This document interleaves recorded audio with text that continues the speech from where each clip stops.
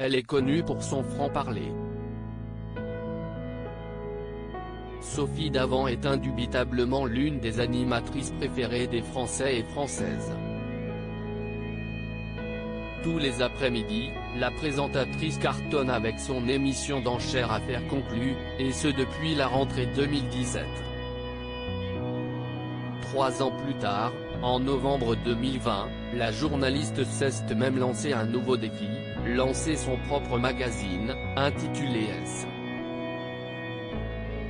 Ce mercredi 19 mai, Sophie Davant célébrait justement ses 58 ans.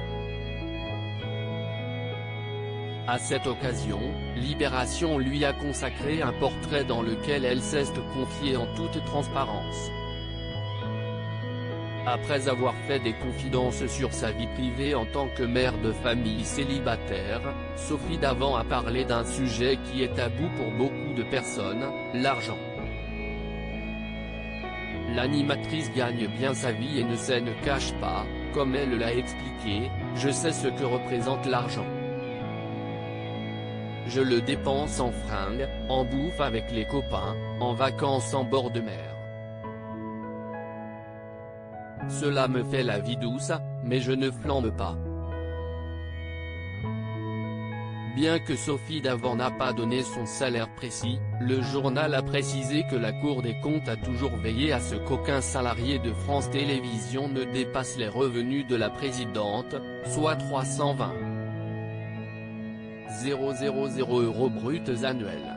Ainsi, la journaliste vogue dans ces eaux-là, n'ayant pas voulu se faire productrice de ses émissions, peut-on lire. Sophie Davant parle politique. En plus de parler argent sans aucun tabou, Sophie Davant a également parlé politique. Si le sujet peut être touchy et même secret pour de nombreuses figures du paysage audiovisuel français, pas pour l'animatrice de France Télévisions.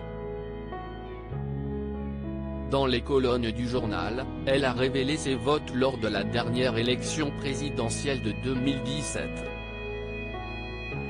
Sophie Davant a donné son vote à Emmanuel Macron, au premier tour ainsi qu'au second tour.